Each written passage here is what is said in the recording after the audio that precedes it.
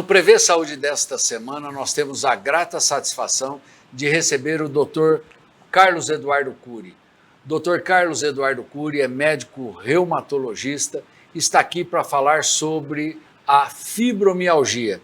O programa de hoje foi um programa motivado por uma telespectadora, a Andréia Mata Furtado. A Andréia Mata, ela pediu para que a gente falasse para que ela pudesse ter um pouco mais de informação acerca desta doença. Então, por isso mesmo que nós trouxemos o Dr. Carlos Eduardo Cury para poder explicar um pouquinho para vocês de uma doença tão importante.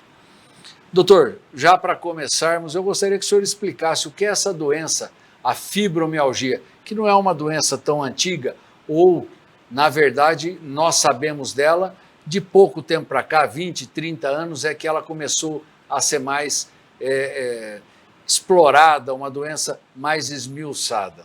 Bom, antes de mais nada, o meu abraço aos espectadores que prestigiam esse programa, um dos grandes problemas de saúde, de informação, com mais de 25 anos sob o seu comando e que ilustra grande parte da medicina e coisas importantes para a nossa população. Parabéns, Zé Marques, pela forma como você conduz esse programa, pela sua atuação como profissional, como médico oftalmologista e também no amplo conhecimento da medicina. A fibromialgia reumática realmente é uma enfermidade que ela é conhecida mais da população e dos próprios médicos mais recentemente. Mas desde que o mundo é o mundo, existe a fibromialgia. É que com o avanço da medicina, com a tecnologia, com o aprimoramento dos estudos, ela foi sendo estudada e nós acabamos criando o nome de síndrome da fibromialgia reumática, que na verdade ela é mais um quadro, é uma síndrome, que são sinais de conjuntos e sintomas que apresentam que o paciente ele apresenta dores musculares generalizadas. É uma doença, o próprio nome diz fibromialgia reumática. Algia quer dizer dor. Fibromialgia de fibras musculares. Então, é uma enfermidade que ela atinge os músculos. Qualquer músculo ela atinge. Geralmente é aquele paciente que chega no consultório falando: doutor, eu estou com dor em tudo quanto é parte do corpo, dos músculos, eu estou cansado, eu estou chateado, eu não tenho pique para fazer as coisas, eu ando meio triste, meu intestino às vezes prende. Quer dizer, ele tem uma série de sintomatologias gerais, não só ligada à musculatura. Então, a característica fundamental da fibromialgia são as dores musculares, geralmente associadas a problemas emocionais. Na verdade, ansiedade, depressão, angústia respiratória, insônia, esses problemas ligados ao emocional, afetam muito o sistema muscular. E quando a pessoa tem muita dor muscular, também afeta o sistema emocional, também afeta as emoções. Na verdade, depressão e fibromialgia são situações diferentes. A depressão pode ser um gatilho de uma fibromialgia e a fibromialgia pode ser o gatilho desencadeante de uma depressão. Alguns pacientes, Cury, falam que dói até o fio de cabelo. Não sei se é possível isso, mas eles relatam isso. Sim. Com uma frequência muito grande, as pessoas que têm fibromialgia, elas falam justamente isso, dói tudo. E eu imagino isso há 30 anos atrás, quando chegava uma pessoa no teu consultório e falava isso para você, e você não tinha como fazer um diagnóstico de fibromialgia. Como tratar essas pessoas? Como era antes? À medida que os anos foram passando, como eu disse, a tecnologia, o conhecimento médico, a experiência clínica, o laboratório, começou a se perceber que esses pacientes eles só tinham dores musculares e os exames, não dava nada nos exames. Então fala, pô, esse cara está com peripaque, esse cara está inventando. Isso é cria do paciente. Na verdade, nada disso. Inclusive, existem comprovações científicas da dor, né? Através de determinados aparelhos que mensuram a dor. Por isso que a fibromialgia tem gente que dói até o fio do cabelo e tem gente... O limiar à dor varia de pessoa a pessoa. Tem gente que tem um limiar à dor muito grande e gente que tem um limiar à dor pequena. Isso interfere muito no quadro. Por isso que muita gente toma tudo quanto é medicamento e acaba não melhorando. É o limiar à dor. Isso é complicado. Então, você tem que fazer um trabalho com o paciente de orientação, de explicação, com calma, explicar para ele o que é a doença. Entendeu? Sim. Agora, também, tem que tomar muito cuidado de fechar o diagnóstico de fibromialgia, porque muitas vezes ela vem superposta a outras enfermidades, como, por exemplo, ao lúpus, que até nós vamos conversar alguma coisinha sobre o lúpus na sequência. E pode também se confundir com alguns problemas de inflamações de tendões, de artrite, entendeu? Então, o diagnóstico tem que ser muito preciso. Quando você rotula o paciente portador de uma fibromialgia ou de qualquer enfermidade, você tem que fazer muito segurança. Você tem que falar, bom, você está hipertenso, cara, você está diabético, você tem que fazer com segurança, está com problema de tiroide, está com artrite, está com lúpus, está com fibromialgia. Tem que ser um diagnóstico preciso, muito bem feito. E o diagnóstico da fibromialgia é baseado fundamentalmente na história clínica, no exame clínico e a resposta do paciente ao tratamento. Qual é a faixa etária que é mais afetada pela fibromialgia? É mais comum em homens ou em mulheres? A incidência de fibromialgia está cada vez maior devido aos meios diagnósticos. Hoje nós já temos uma estatística perto de 4 a 6%, dependendo da região, de pacientes portadores de fibromialgia. Uma incidência muito, muito alta. Como foi mesmo o restante que eu fui... Qual é a mais comum nas mulheres, na faixa etária de 30, 35 a 40, 45, 50 anos de idade. Né? É uma faixa muito comum, porque a mulher ela tem um ritmo de vida diferente do homem. Hoje ela já se aproxima mais do empresariado, elas exercem profissões liberais, são mais ativas, né? Então, a mulher, além dela ter a atividade profissional dela hoje, e muitas são arrimo de família, são mãe, são filhas, têm pais idosos, e elas têm que cuidar da casa, têm que gerenciar uma casa. Então, esse fator de estresse, esse corre-corre do dia a dia, em pessoas que têm predisposição, são fatores que podem desencadear fibromialgia. Então, mais nas mulheres. Também existem homens com fibromialgia e também crianças, e também idosos, né? Porque são vários os gatilhos que podem desencadear uma fibromialgia. Um trauma na infância, a criança começa a ter dor em tudo quanto é lado, é comum você reclamar de dor, faz tudo quanto é exame e não tem nada. Às vezes fala que é dor do crescimento e, na verdade, é um quadro fibromialgico transitório, né? Então, é um paciente que ele em qualquer idade pode dar, mas a faixa etária mais comum é na mulher nessa faixa etária.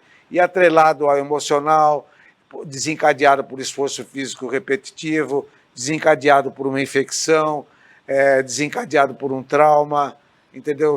E geralmente ela começa localizada num determinado lugar e ela vai se esparramando.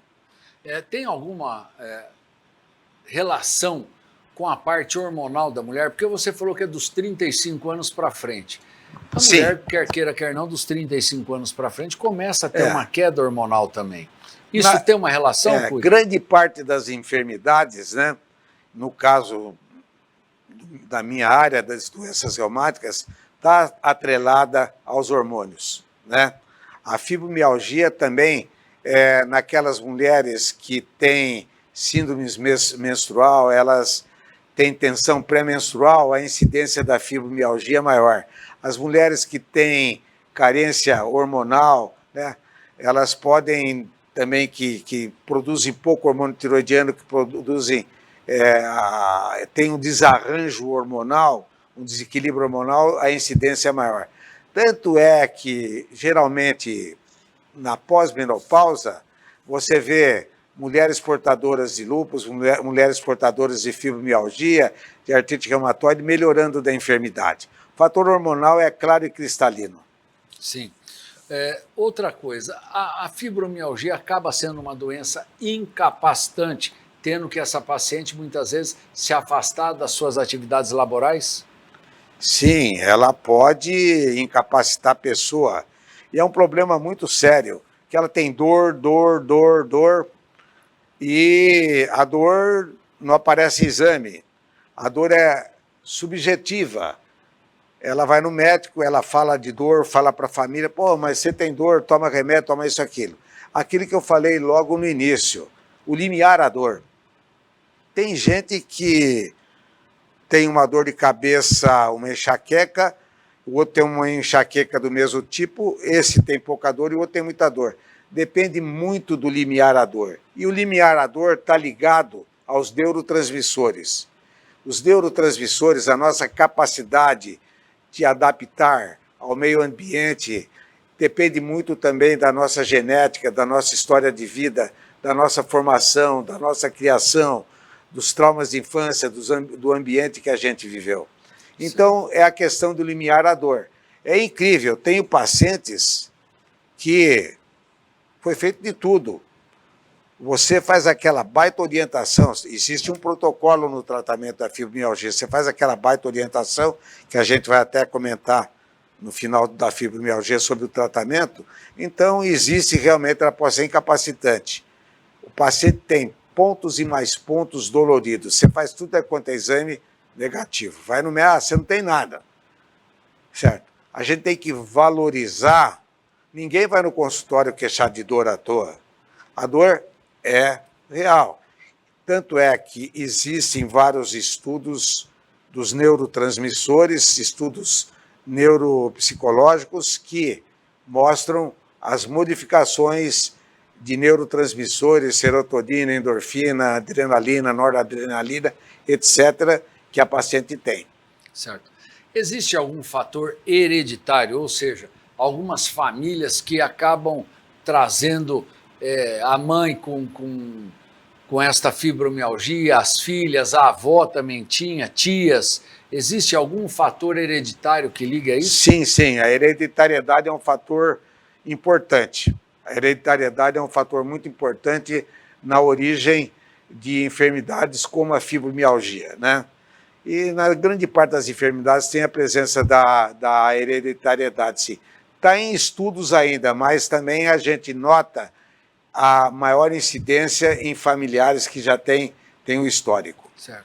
E o tratamento? Hoje, qual é o tratamento clássico para o indivíduo com fibromialgia, Cury? Existe um padrão, existe um protocolo. Toda vez que você assume um paciente que tem uma enfermidade crônica, não é porque é crônica que você vai falar que o paciente não pode melhorar. Existe uma coisa em medicina que é cura e uma coisa em medicina que é remissão. A fibromialgia pode ter uma remissão, desde que siga exatamente o protocolo que a gente arma, em que pese os casos refratários. O primeiro item é o estilo de vida. Alimentação, atividade física e controle das emoções. São 3 fatores importantes no tratamento da fibromialgia. A atividade é fundamental. O paciente tem que encontrar qual a atividade física que cai melhor para ele. Por que a atividade física é importante? Tem tudo a ver com o emocional. Na atividade física, além da melhora das condições clínicas das condições físicas, aumenta a produção dos neurotransmissores, endorfina, serotonina, epinefrina. Tanto é que agora, na época da pandemia, tem que fazer atividade física, tem que caminhar. Caminha sem estar aglomerado, caminha com uma máscara, evita aglomeração. A atividade física é fundamental na saúde. Na fibromialgia, muito mais ainda. E os fatores emocionais, porque quando a pessoa ela tem fortes emoções e essas emoções extrapolam o couro cabeludo, vai inibir a produção de neurotransmissores. Então você tem que dar para o paciente a reposição disso. Aí fala, não, mas eu não tomo esses remédios. Não é questão de tomar, é que o seu neurônio, ele cansou, ele não está produzindo. Então você precisa de endorfina, você precisa de epinefrina, você precisa de adrenalina, de noradrenalina, você precisa de todos esses neurotransmissores que vão atuar no humor, vão atuar no funcionamento do corpo humano como um todo. Então, é importante. É como o cara que é pré-diabético. É pré-diabético há muito tempo, o que acontece com o pâncreas? O pâncreas vai cansando, chega uma hora que o diabetes vem mais cedo. Então, para não sobrecarregar o pâncreas, hoje a gente começa a tratar precocemente o pré-diabético. Então, assim é o cara que tem uma reação aguda ao estresse. E o mundo de hoje, pânico, medo, ansiedade, e todas essas coisas que vêm acontecendo, não só pandemia, não, é de tudo, é violência, é criminalidade, fenômenos naturais, é tsunami, é enchentes das cidades, destruição de lares. Então, tudo isso, e a imprensa hoje super informativa, vai criando uma pane geral. E isso gera consumo de neurotransmissores. E a falta de neurotransmissores gera dor no corpo. Então, você trata com antidepressivo esses pacientes? Sim. Então, o primeiro item é esse que eu comentei. E como que é o tratamento da fibromialgia? Aí tem dor no corpo, tal. Aí dá uma novalgina, dá uma dipirona, chega a dar uma codeína, chega a dar um tramadol, um derivado da morfina, o paciente nada de melhorar. Aí, na hora que tem a chance de cair na mão de um bom clínico, na mão de um médico cauteloso, que examina, que escuta, que tem conhecimento da doença, aí ele muda, faz o plano que eu disse, o plano A, que é uma das vertentes do protocolo, cuidar da saúde geral do paciente, inclusive das suas comorbidades, né, se tiver, e a parte medicamentosa. Por que o antidepressivo? Porque, por exemplo, um medicamento antidepressivo, o que ele faz no cérebro? Ele substitui as endorfinas que não estão sendo fabricadas, as adrenalinas, a noradrenalina, a serotonina. Por exemplo, você dá os inibidores da captação de serotonina, você dá esses medicamentos, o paciente melhora da água para o vinho. Melhora da água para o vinho. Você dá atenção para o paciente, faz uma terapia comportamental, vai para a igreja, escuta uma música, faz uma academia, faz uma caminhada, encontra onde que é a praia dele. Então é esse. Então o tratamento com antidepressivo, mas doutor, o senhor vai me dar antidepressivo? Aí você, com muita paciência, explica isso. Isso que eu estou falando aqui é o que eu falo para os meus pacientes. É básico o paciente ter conhecimento da enfermidade dele.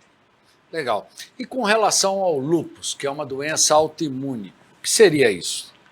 O que é uma doença autoimune? Imune vem de imunidade. Da mesma forma que nós temos o sistema nervoso, que nós temos o sistema respiratório, o sistema cardíaco, o sistema aparelho digestivo, nós temos o sistema imunológico. O que o sistema imunológico faz? Eles nos defende contra as diferentes agressões do meio ambiente, tanto agressões psicológicas como agressões de bactérias, de vírus, de fungos e de vários micro-organismos. Então ele entra em ação, ele reage.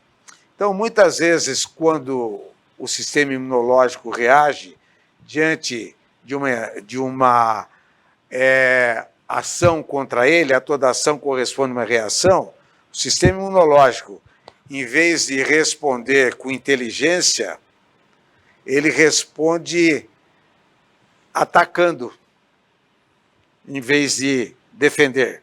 Como, por exemplo, quando você tem uma infecção, o corpo humano, os leucócitos, o corpo humano, os leucócitos fazem parte do sistema imunológico, os glóbulos brancos. Eles fabricam anticorpos, que são as imunoglobulinas.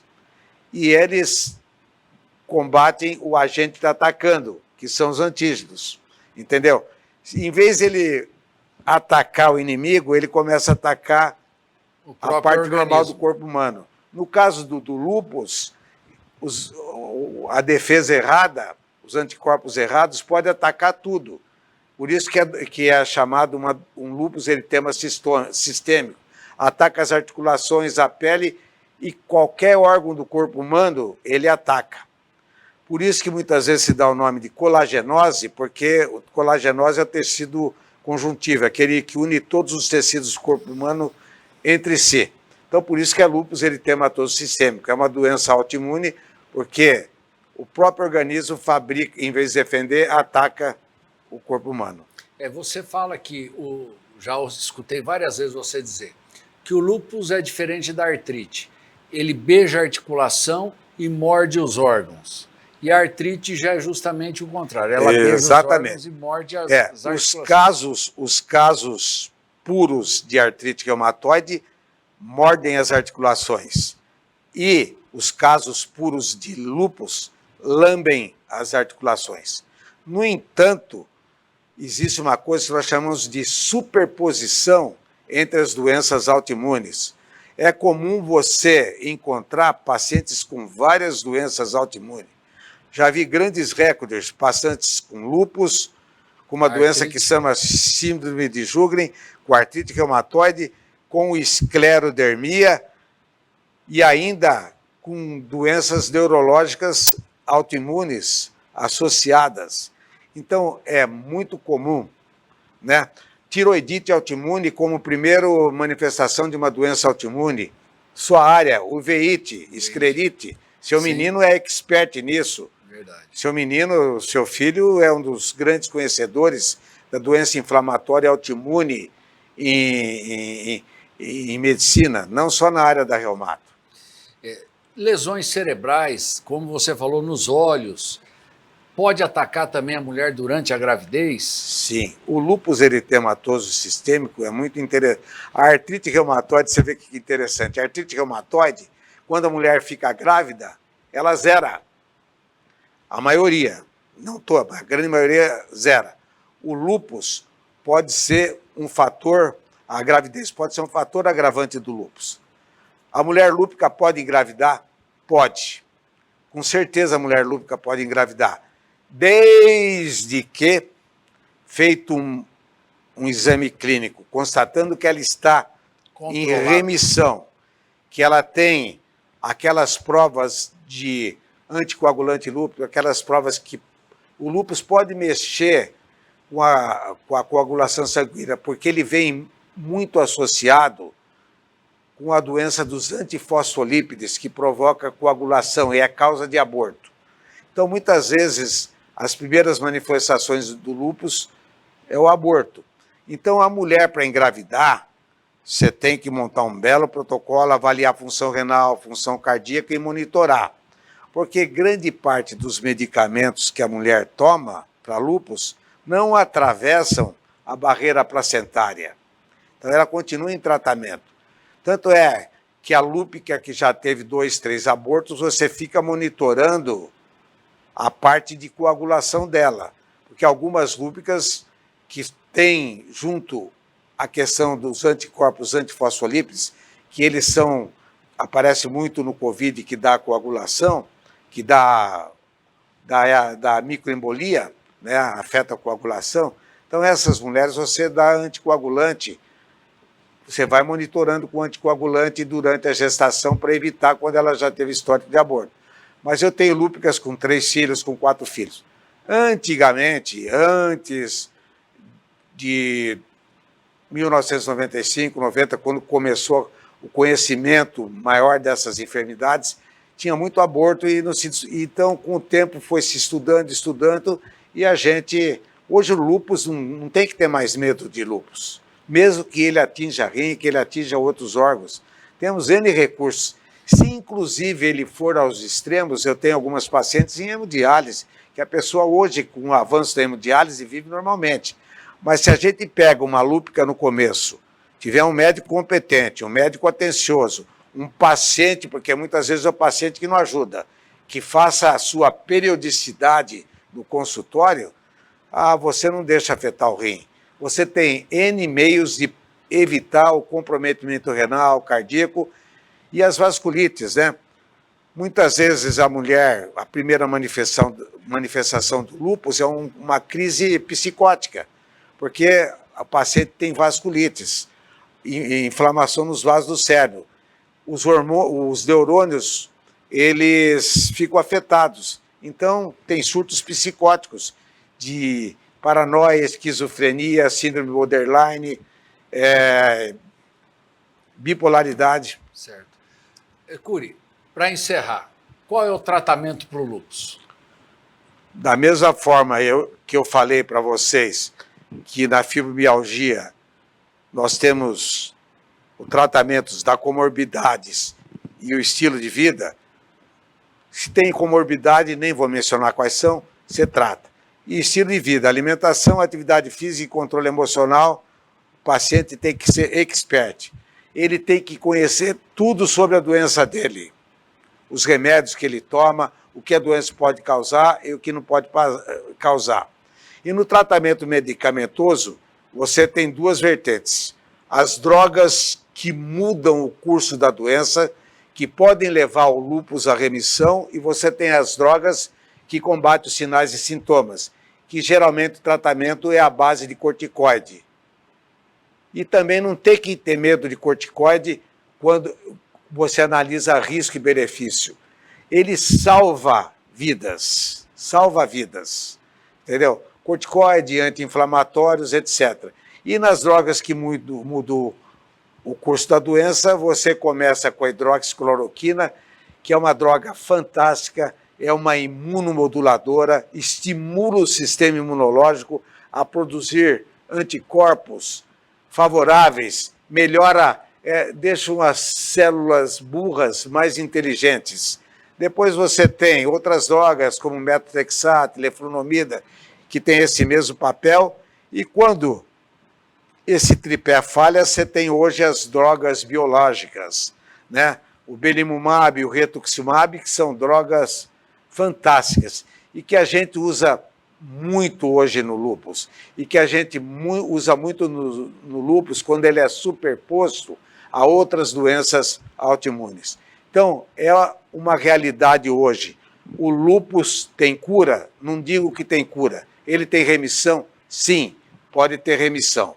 Com certeza, desde que o paciente seja muito bem acompanhado, ele pode ter uma vida normal. Tanto é que hoje eu tenho N pacientes de lúpus trabalhando normalmente. Por quê? Porque estão controlados. Certo. Bom, eu acredito que nós tenhamos falado aí de uma maneira bastante clara sobre o que é a fibromialgia, o que é o lúpus eritematoso sistêmico. E ainda assim, se restaram algumas dúvidas, queiram encaminhar para a TV Prevê, tenho certeza que o Dr. Cury terá o maior prazer em respondê-las. Muito obrigado pela presença, muito obrigado ao nosso telespectador e fica aqui um convite para que na semana que vem estejamos juntos aqui para mais um Prevê Saúde. Tchau!